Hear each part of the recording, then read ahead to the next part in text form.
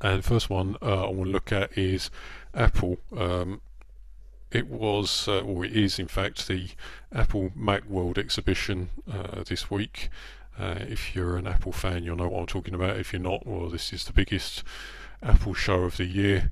And yesterday, on Tuesday, the 6th of January, um, the Apple keynote presentation took place, which is traditionally where Apple launch some fairly major new products. The iPhone obviously was launched a couple of years back at one of these, or a year back, however long it was. And so industry watches this, and of course the markets watch this Macworld keynote. And as you can see on this chart, the stock price sort of bumped along until pretty much the end of the presentation, and then it dropped off a cliff. Presumably the markets were expecting some more stuff to be announced than what actually was announced, although weren't happy about some of the announcements, like the iTunes store going DRM free, that kind of thing, reducing prices in the iTunes store as well. To be honest, doesn't really matter what the interpretation is. The effect here is that news affects stock prices. And this brings us nicely back to what I was talking about in the last video in this series, when I talked about trading stocks versus trading Forex or futures, and the whole universe of stocks, plenty to choose from, and there's always something moving. And of course what moves stocks is news, because stocks are based on companies. Obviously they are shares in companies, and according to how well or badly a company is doing, you'll be able to see the price of that company move up and down, its stock price.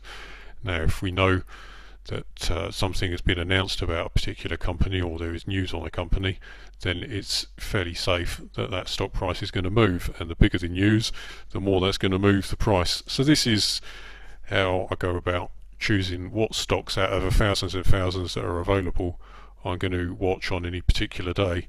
Now, yesterday was a no-brainer because Macworld is a huge event, happens every year, and it always has a big effect on Apple's stock price. So Apple was an easy stock to pick out and to trade.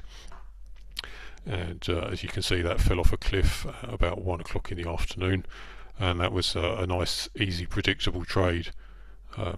You can obviously you can make money from stocks if they go up or down, and if you don't know yet about making money from stock prices that are dropping, then I will cover that in a different video because it's a bit too involved to get into here. So that was Apple. Let's have a look at another example of using news to trade stocks. This is news that was released yesterday morning on Logitech. Logitech scraps fiscal 2009 guidance to cut jobs, and that was at 7:53 in the morning yesterday. So what that's saying is that Logitech have decided that they're obviously not going to meet the 2009 financial objectives they set themselves. So that's Logitech basically saying that they're a hoper, or a no-hoper rather than a doer, for 2009, and they're going to cut some jobs. So probably seen as bad news. And what effect did that have on Logitech's price is the chart, and you can see that that fell off a cliff pretty much as well. Although in the afternoon it did go up nicely and start to recover a bit. So a couple of very easy trades there. In fact, early on in the morning, just after 10 o'clock, as that dropped off, that was a nice short trade for at least 50 cents a share on that one. So trading 1,000 shares, $500 on that. And actually, if you stuck around, you could have traded around just after midday, 1 o'clock. You could have picked that up again, gone long, and picked up probably another 50 cents or so, another $500 on 1,000 shares, as that crept slowly back up in the afternoon. So again, the lesson here is that news is what moves stock prices. Pick the right news, you'll pick the right stocks, and you'll find easy trades. And if you remember back to the last video, that's what we're looking for, easy trades rather than difficult charts that just go sideways. So let's have a look at one more. YRCW, this was the news story. YRC Worldwide upgraded by Wachovia, which is an investment bank, and that's basically saying that the investment bank is watching this company has upgraded their guidance on that stock, which basically just means they've issued a note saying to their investors that they recommend that investors want to buy this stock rather than sell it. That was yesterday morning, and if we have a look at the effect on the price, you can see that that bumped the price up quite nicely. Settled back a bit in the afternoon and off it went sideways. But if you were trading that yesterday morning, if you were watching that stock, that would have given a nice easy trade again. There was a pretty easy 50 cents or so in that one, so another $500 trading 1,000 shares of that stock. There we go. So I hope you can see that picking easy trades actually isn't that difficult.